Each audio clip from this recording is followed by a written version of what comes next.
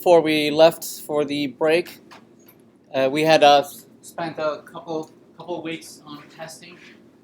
We had introduced unit testing and applied it on the server. We had talked about functional testing, being able to test the behavior of applications based on their expected behavior. And then we talked about structural testing. And we've been spending testing on testing for quite a while.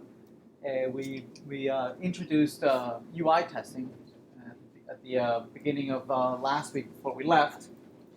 We didn't go too much into it. We'll go a little further today. A couple more concepts, and some of them that are applicable both for the client and the end server side testing. So there are concepts that are applicable in general, as in being able to isolate the unit test, the behavior under test. We'll talk about that a little further, and then we'll go into talking about continuous integration. To move away from manual testing. We've been mostly working at development, compiling, testing, and deploying manually, and so we want to automate that as much as possible, so that whenever there's something that we're doing manually, there's always a error prone, right? There's always a possibility that we skipped a step or we miss something, and as much as we can, a good developer is a lazy developer, right? So if you find yourself doing something more than once manually, we certainly look for ways of automating it so that we don't have to do it ever again, and we can focus on other things. So we'll introduce continuous integration. We'll do Jenkins. We'll start Jenkins today, perhaps, and finish off with some coding examples on Jenkins later this week. Then we'll come back a little bit on quality assurance, QA, and automating tests, user interface testing. We'll talk about that next week. Let's see.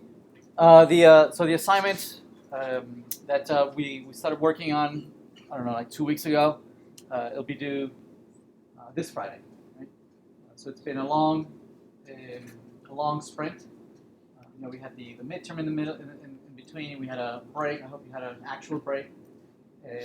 But if you did have a chance to work on the assignment, it'd be great. So let's have it due this Friday. Any questions?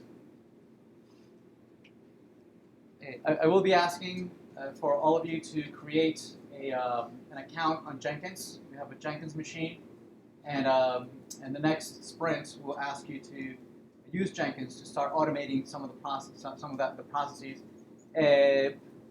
Just at the beginning, as Jira was a little bit painful to set up and make sure that everybody had the right permissions and whatnot.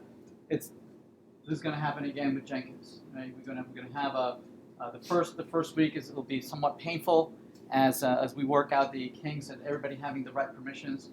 What we'll do is that we'll probably create folders for every one of the various organizations, right? And then we'll give you permissions to work on that particular folder, okay? And then hopefully within that folder you'll be able to do your builds. You'll be able to connect and configure to GitHub and run your builds, compile, deploy, run your tests, and then deliver to Heroku. That's going to be the intent of the upcoming sprint.